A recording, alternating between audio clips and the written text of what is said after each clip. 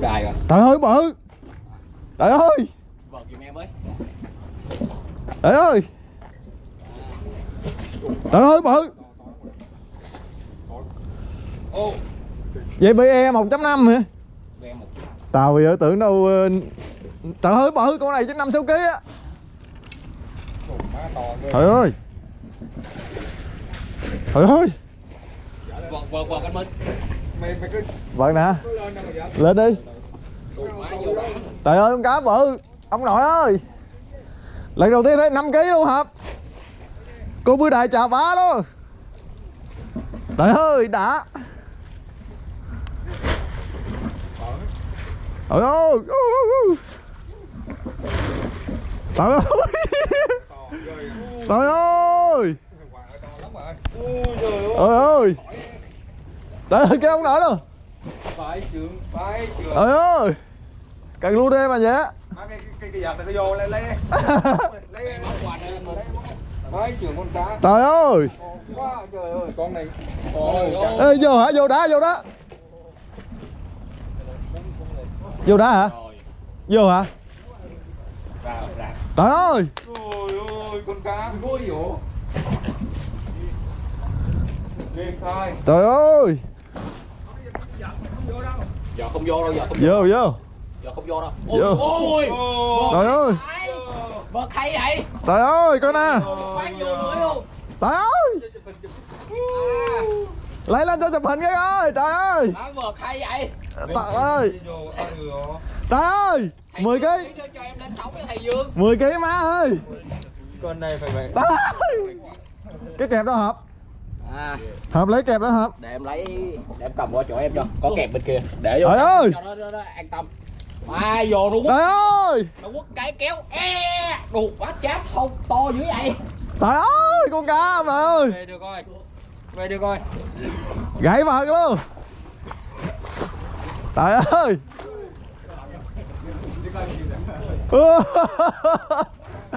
Hèn gì nó quất cái kéo.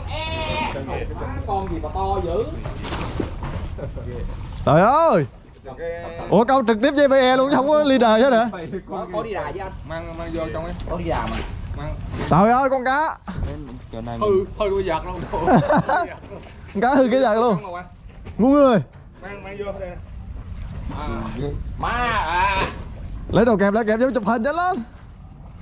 thầy, Trời ơi. em lên sóng nha thầy. Vô trong á. Có đồ kẹp không? Lên sóng nha. Trời ơi là trời. Bớt đúng hay luôn, bỏ cái vợt xuống á. Vô mỏ luôn.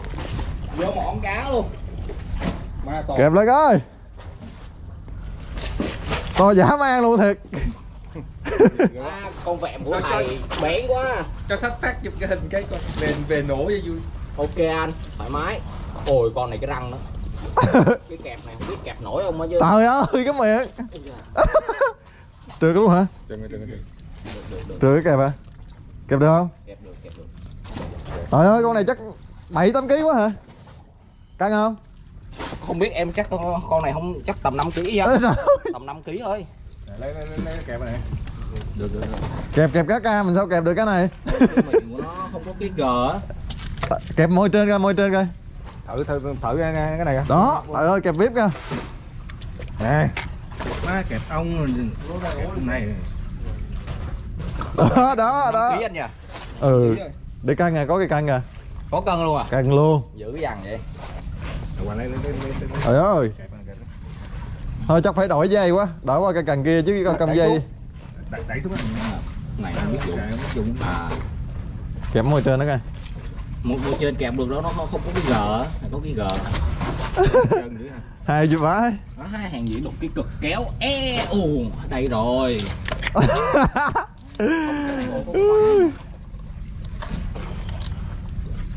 Coi chừng sấy, tự nuốt vô trong luôn. Má nãy vô đá. Nó vô đá của em rồi đấy. Trời ơi, leader số mấy hả? Vì là số 25 LB. Trời ơi, giờ những cá này chạy đi đâu? Ngu người. Ghê quá. Trời ơi. Coi chừng rơi xuống nước nha, khoan từ từ. Từ từ. Thôi để em đi ra biển đi, chạy hoài kìa. Dạ. Nó nước phát của mình lấy biết đầy không chú. Đi ngược hướng ngược lại anh lại này. Trời ơi, chạy cái gì đó à? Trời ơi, ướt quần em luôn à.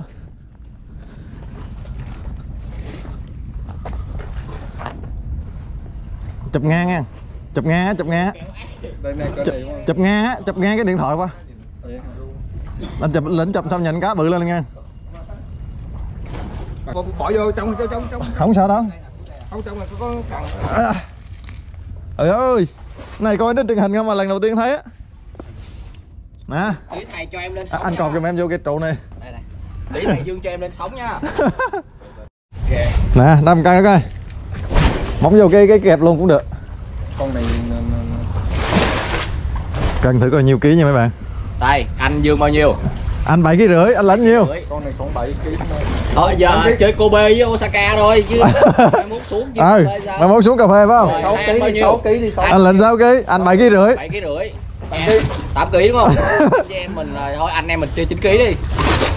Rồi ok, lần sau 2 lon cà phê nha. Ok. Ui. Ê. Ây da. Tại sao mày móc vô Móc vô cái bỏ 6 kg đi, cái đó rồi để mày 6 kg rồi. Cái kẹp này. Nhiêu ký anh lãnh? Trừ cái kẹp mà đấy, nó kẹp một mất cái móc đi. Chị ngu. Nhiêu ký?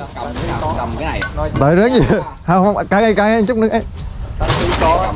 Buông ra. Dạ. Ký đây. 4 kg đấy. Thằng reset lại. Gặp cân dỗm nữa mà. Trời ơi. 6,8 kg. Anh mày nói mấy chí 7 kg hả? 7 kg. Một xuống agro alo em nha. 7 kg. 7 kg. Quay cho khán giả coi, quay cận này. Không quay người câu mà quay cá. 6,8 kg 25. Trời ơi. Hồi nãy xả máu ra chứ đúng 7 kg. Cho lên sống cưới vợ luôn. Kiếm vợ vậy. Đấy. Quá dữ.